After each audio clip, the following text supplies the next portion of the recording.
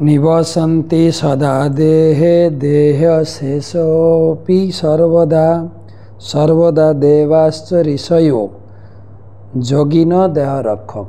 যিনি নিয়মিত গীতা পাঠ করেন তাদের দেহে দেবতা ঋষি মুনি সর্বদা দেহ রক্ষক রূপে তার শরীরে বাস করে।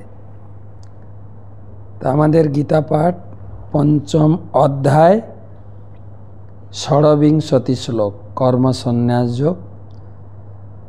কাম ক্রোধ বিমুক্তানাম জ্যোতিনাম যতচেতসাম অভিত ব্রহ্ম নির্বাণম বর্ততে বিদিত আত্মনম। কাম ও ক্রোধ শূন্য সংযত চিত্ত আত্মতত্ত্বজ্ঞ সন্ন্যাসীরা সর্বতভাবে অচিরেই ব্রহ্ম নির্বাণ লাভ করেন। তো এই অধ্যায় শেষের দিকে আমাদের এই অধ্যায়ের মূল বক্তব্য ছিল যিনি তার কর্মকে ভগবানের সেবায় নিযুক্ত করেছেন তার লক্ষণ এবং তার গতি আজকের শ্লোকে বলছেন। তার লক্ষণ হচ্ছে কাম ক্রোধ শূন্য এবং সংযত চিত্ত এবং আত্মতত্ত্বজ্ঞ। এই চারটে যোগ্যতা লাগবে, সেই ব্রহ্ম নির্বাণ লাভ করবে।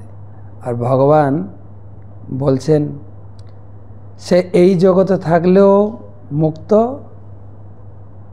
আর পরের জীবনে তো আমার সেবায় মুক্ত রূপে বাস করবে। কিন্তু এই জগতেও সে যেরকম আমার ধ্যান করে, আমার চিন্তা করে, আমিও তার খুব চিন্তা করি।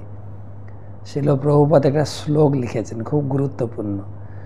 দর্শন ধ্যান সংস্পর্শই মৎস্য কর্ম বিহাঙ্গনা স্থানপত্যানি পুষ্ণতি তথা অহমপি পদ্মজ। হে ব্রহ্মা, দর্শন ধ্যান এবং স্পর্শ দ্বারাই মাছ কচ্ছপ পাখিরা তাদের সন্তান প্রতিপালন করে।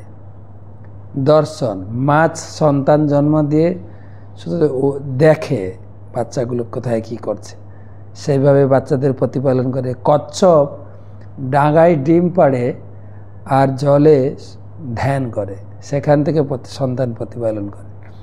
আর পাখি স্পর্শ, তার পাখায় গুটিয়ে রাখে বাচ্চাদের। বলছে ঠিক সেইভাবে আমি ভগবত ধাম থেকে আমার ভক্তদের সবসময় চিন্তা করি। সে যেরকম আমার চিন্তা করে আমি সেরকম চিন্তা করি।